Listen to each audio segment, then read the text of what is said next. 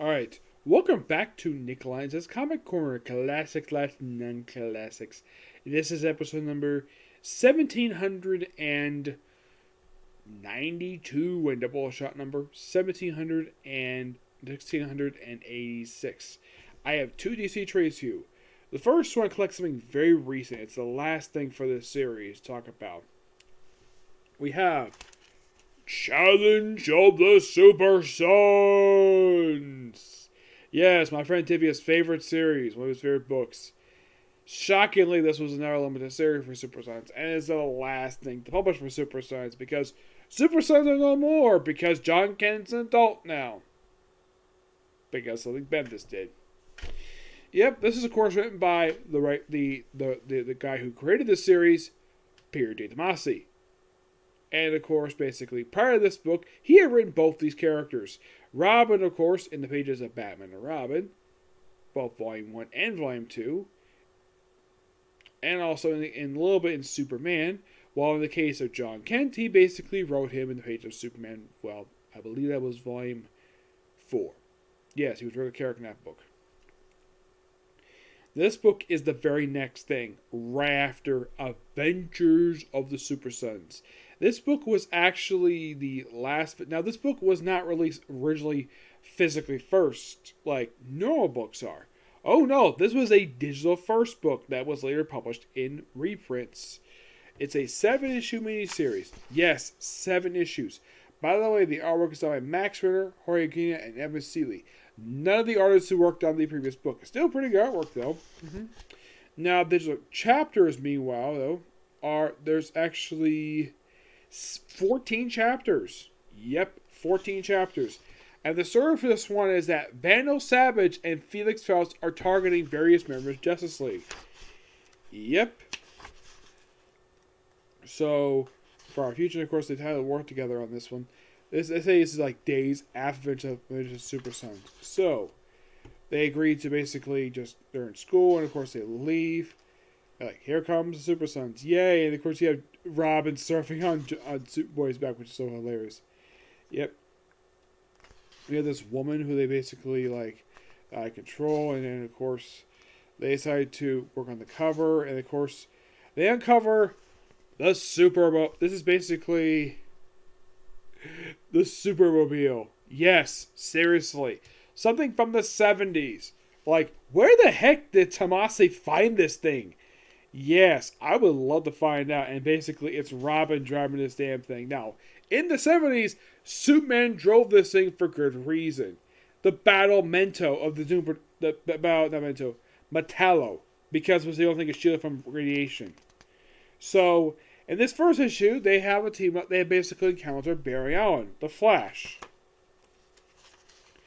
And, of course, they save his life. Yep. And in the very next issue, while flying in the Supermobile, they end up encountering Wonder Woman. Yep, Wonder Woman. Yep, and they save her from a Minotaur. Yes, a Minotaur. Oh yeah, that's when it revealed that Felix Faust and Vandal Savage are behind the stuff in the series. Yeah, they're pretty much the main villains of this thing. So, we have Damien, from what I can tell, I believe this was the first time he's ever encountered Vandal Savage.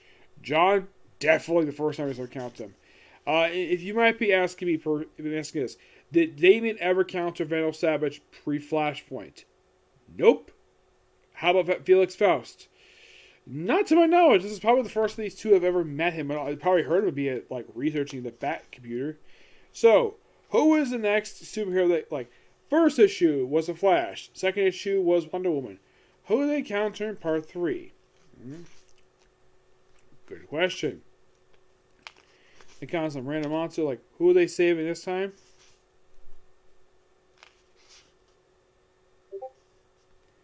Yeah, and of course they run into Hawk Girl. Yes, Hawk Girl. They save her life. In this part here. And of course she's like, get over here, punks.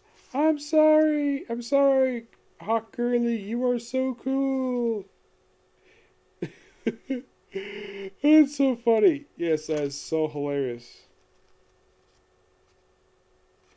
Superman. Yeah, it calls him Superman because that's a hint of basically what he's currently. Superman, page of Superman, son of Kal-El.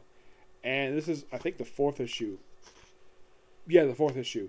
So, first issue, Flash. Second issue was Wonder Woman. Third issue is Hawkgirl. Now it's freaking Cyborg.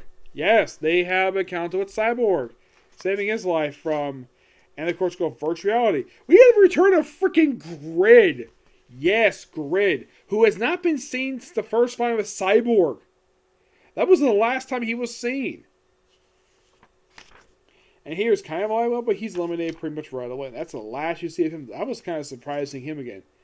Oh yeah, and by the way, who did count the underwater? Okay, who's the underwater super in this one? Aquaman. Yep, Aquaman.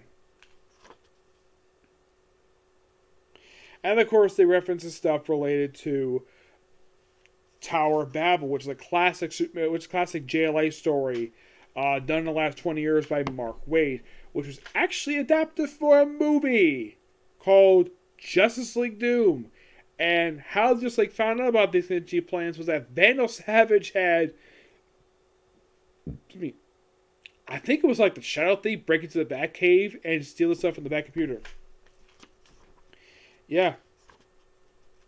So, and apparently next up is like Robin. Like, oh, Robin's next one. Okay. But which one? I mean, Zipper, it could be. And of course, like, issue 6, we have encounter with Superman. It's supernatural, like, so fun here. Yeah, it's just so awesome, this stuff here with this book. They have kid versions of the Justice League. Yeah, really good stuff here. And then finally we have the finale. And of course, then they reference, you have Dame referencing, okay, first Dame brings up Tower of Babel, good to Mark Waid, and then he brings up Batman R.I.P. by Grant Morrison and Tony S. Daniel, which, by the way, I'm meeting Tony S. Daniel next week. And Robin Rise is a really good story by Tomasi. I mean, not surprising Tomasi would bring up Robin Rises. After all, he did write the story. R.I.P. is something, but it's interesting in the fact they bring up the fact that, well, the whole thing about death. Mm-hmm. Yeah, and of course they continue fighting them. It's just really fun stuff here for this book. And of course, Justice League have taken down Felix Faust and Vandal Savage pretty easily. Oh, fun fact about Felix Faust. Did you know he started out as a Justice League villain? Appearing in Justice League America, I believe was issue number 10, I think it was.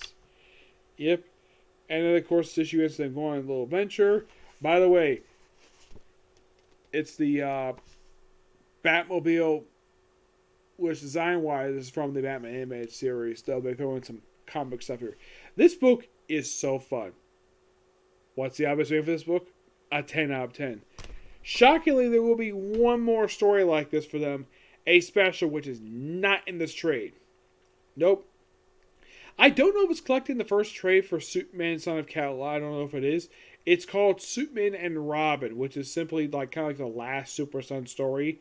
It's done by Tomasi, and it's in present day with John Kent no longer being Superboy, but is now Superman.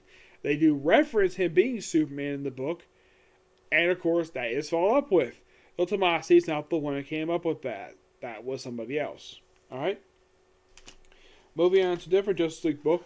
There's like a DC book. We have Green Arrow Volume 1, Hunter's Moon, collecting the first 6 issues of Green Arrow Volume 2 by Mike Grell. Another writer I'm going to meet next week.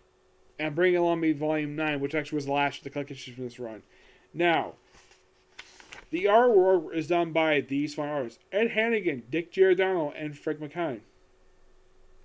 Now, this is not the Rico Down mask that he's wearing. That could be just paint on his face, or it could be basically just how it's drawn. Yes. Now, in this book, you read these issues, and no point, despite the fact the book is called Green Arrow, at no point is he referred to by that code name. Nope.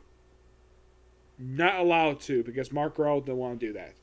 So, we pretty much have these issues a little bit more of establishing him in Seattle, because that was pretty much the base operations throughout this entire run. which, by the way, Mike Grell does all the covers. Yes, this is a Mike Grell cover. So here he acts like a regular vigilante using regular arrows to take on. By the way, this is his Green Arrow costume. Yep, that's the Green Arrow costume that Oliver Queen would wear throughout this entire run before he switched over to something else.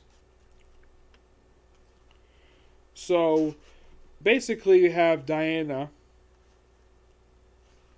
We have like various killings going on. Like we have sort of follow-ups and stuff. Basically, what happened from the Longbow Hunters miniseries, which I have previously reviewed. Great miniseries, by the way. I enjoy it. So we have a nightmare stuff here. Green Arrow just doing his normal thing. Of course, investigating a letter of working lieutenant. Nobody doesn't like him very much. And of course, basically about his arrow and trace. By the way, the cover for the trade is actually cover for issue 2. Yes, I love the Mike Grell covers. These covers are gorgeous. And if you're curious, did Mike Grell ever return to Green Arrow? Yes, kind of. He did do a variant cover for the, I believe it was for the current volume, I believe he did. Mm-hmm. Yes. Surprisingly, I don't think he actually wrote anything for Green Arrow for the 8th anniversary. Nope. So, we have a bunch of various stuff related to basically Green Arrow. Just a series of, like, you could say random stuff happening here. But these are just the opening issues of this series. And of course, basically, one thing that Mike Grell likes having in the book is Oliver Queen and Diana having sex. Yep, they have sex. They use a lot throughout the whole book. Also, here's a fun fact about this book. Oliver Queen ages in real time in this book. Oh yeah, he does. As a matter of fact, by issue 50, they mentioned he's over at the age of 40. I think they mentioned he was like 45, I think he was.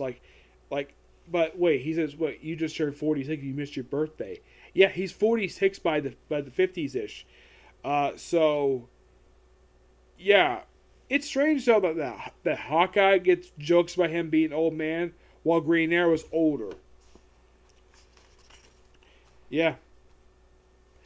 And, of course, they mentioned about Eddie Fires, who popped up in issue 3.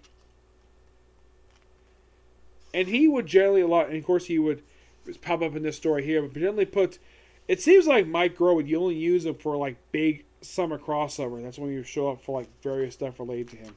Mm-hmm. So, more stuff here. It's some interesting stuff here I do appreciate what Mike Grell was trying to do with this book.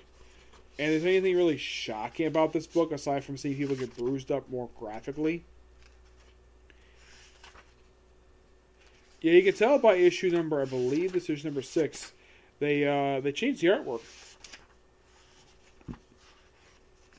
First you have Dick Giordano, and you have basically, with this issue here, it is, they kind of switch up the artwork here for this issue. For some reason, I'm not really sure why, but they do.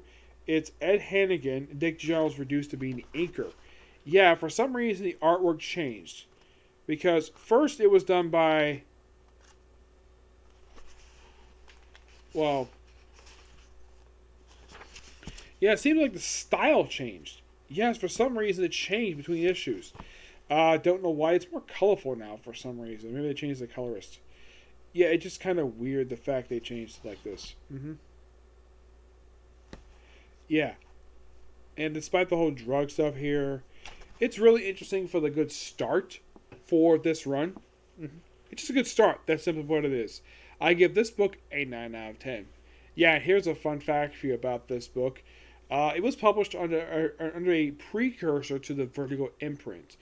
It was only like this just for the Mike Grell run.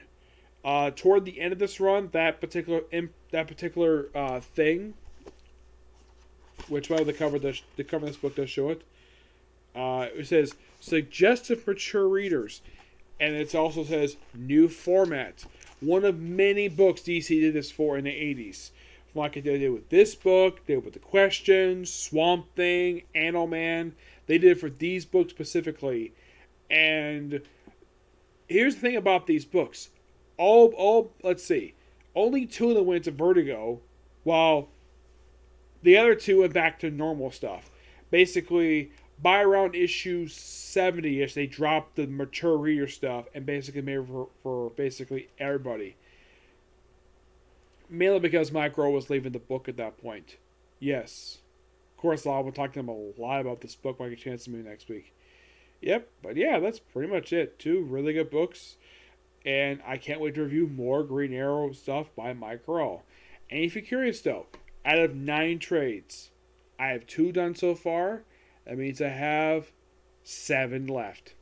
Yep, 7 more to go until Mike Rowe's one is completed. Oddly enough, the rest of the run that come after is when it wraps up. There's only a small handful of issues in trade. Everything else is not in trade at all for some strange reason. I don't know why. Yep. So yeah, that's it. Particular review. Next one's gonna be another Comic Corner, and then it'll be Skull Size in the World. Okay. Next video. Bye.